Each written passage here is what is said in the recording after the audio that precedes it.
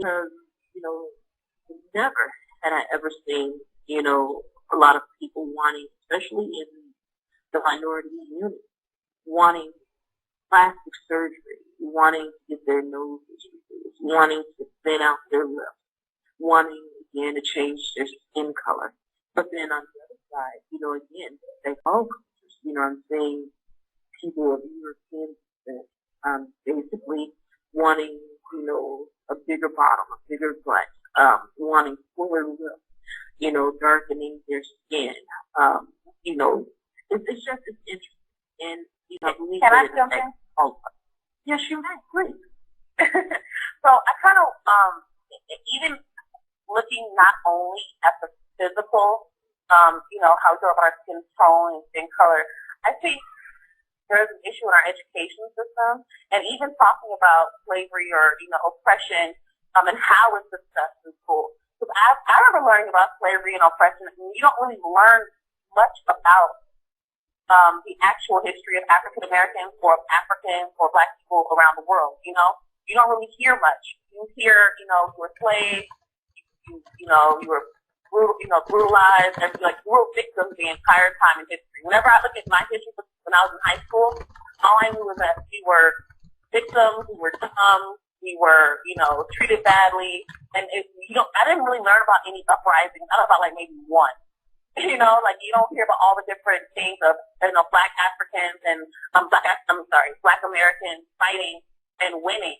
You don't hear too much about that. It's always about, how horrible we are, how victimized we are. So I think a part of our learning has to change. And we're also taught to honor, white, historical figures that weren't all that great.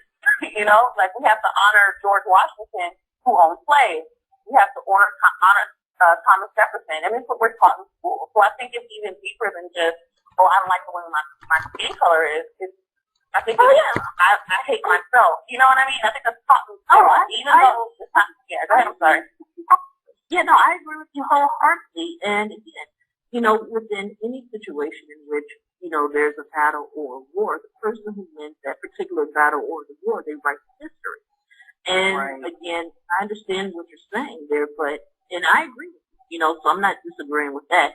But what I'm saying is we personally need to go back and learn the history, of our particular culture, other cultures, and teach it to our children. And as Terry said in the chat room, how are we going to teach something that we don't know or we don't necessarily understand? And I agree with them wholeheartedly. That's the point. And that's the reason why I'm encouraging people to go and do the research. We post a lot of things to our Facebook walls. I'll start posting even more because I've posted information about how the original NHL, the National Hockey League, started with a group of Africans out of Canada. A lot of people don't understand that. They didn't know that. Teach them about different history. I didn't know that either, actually. And Brandon, your mic is live. And even with the advent of rock and roll, Ike Turner, Tina's ex-husband, Ike Turner wrote the very first rock and roll song. We started rock and roll. That's why when Tina Turner when she did her solo career, she wanted to do rock and roll because those were her. So we have to go back and we need to teach this history. There's a lot, not just an example with hockey leagues and with rock and roll, but there are a lot of other examples in which we created a genre, we created something, and we're not necessarily given the credit.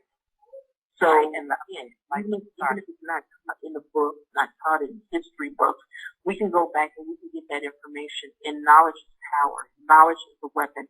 We can give our children that information so that when a child goes to school and they're taught one thing in history, then you taught them something different at home. They can hit the teacher with the knowledge. Wow.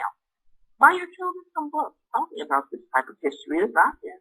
And you can take them to the library. You don't even have to buy the book. Exactly. Library? What is that? On Amazon, Amazon, a pro-LGBT company, you can buy the book sometimes for like $1. So, if you buy the book for $1 and pay $3 in shipping and handling, that's cheaper than catching the bus or driving over to the library. and the child would have the book in their library. So investigating different opportunities out there as well. I guess that's what I'm saying. You should just go, not only just go to the library. You can buy the book for $10 or $1, or even go to your local thrift stores. You can find some of those books there. Not very many, but there are some of the libraries actually sell books, so you can actually buy the book from the library. So. That may be a little too old school for some of the younger generations now. If you have a Kindle or something like that, then you gotta upgrade and see. But I doubt something like that will even be on there. Yeah, just like Mark says, nobody really takes their kids to the library anymore. I do. My wife. Well, I mean, the library's online too. I mean, libraries have books and audiobooks, and I mean, for kids, for adults too. I mean, I'm just saying, you don't even have to spend any money technically to do any of these things. Yeah, no, I agree. Oh yes, definitely. I remember when we're not talking about the library, but I remember going to the library as a child, and we wanted to go. But again, nowadays, many libraries or many children consider libraries outdated. But we have the electronic side here, and again, so someone mentioned Kindle. You can get some of these books for like 99 cents or $1.99 or $2.99 from Amazon and other companies out there. So, again, by the time you drive, 5-6 miles and use a couple of gallons of gas to go to the library, it's just cheaper to download it to the Kindle. And these kids are running around with better computers than most of us. So, so they have the capability to get this information.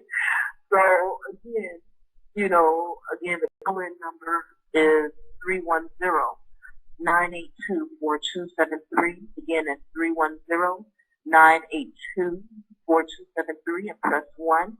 We have a call. I believe this is Nicole on the line. Nicole? Hola, good morning. ¿Cómo está? Hi, Nicole. Hi, I'm still halfway asleep, y'all. Yeah, I barely woke up. But I just wanted to talk about preferences that people have when it comes to skin color. Sometimes I'll get into different discussions with family members about, some of my past experiences with, some of the men that I'm attracted to. And I've had a lot of heat for being attracted to the lighter complected guys. And it wasn't necessarily because of their complexion. It's just, the features that they displayed that I was attracted to mainly. And I don't know. I just think that sometimes it can be a little confusing and people can get too far when it comes to what people are attracted to. So I just wanted to get a little feedback on how you guys feel about that. Is that part of the problem that people prefer, someone lighter or darker? I hear it from some of my friends, they prefer dark and bald, the lighter complected guys and stuff. So just trying to get a little feedback on that from some of you. Well, actually, you remind me of a female friend of mine that I went to high school with, and I correspond with her every other day. And she has, I won't call it an archetype of her men that she wants to date. They have to be bikers. They have to love metal. They have to be white. They have to be, and forgive me for some of you who might be a little prudish, but they have to have at least a 9-inch penis. So it's very, I thought that was very interesting that she liked that. But she would not deviate from that. I was telling her, it's like, I know several bikers. I live in California. I understand what their culture is about, not Sons of Anarchy culture, but actually how they live and what the rules that they live by. And, you want to marry someone like that, it's not the best idea in the world because of how they live and how their philosophy works.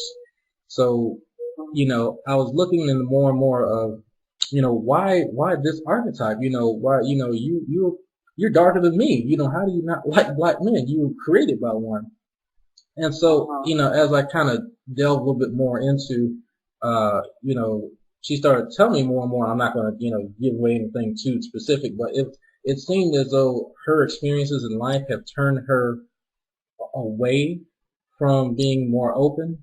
And so her limited experience with this group of people was exceptional. So she just kind of fell into it.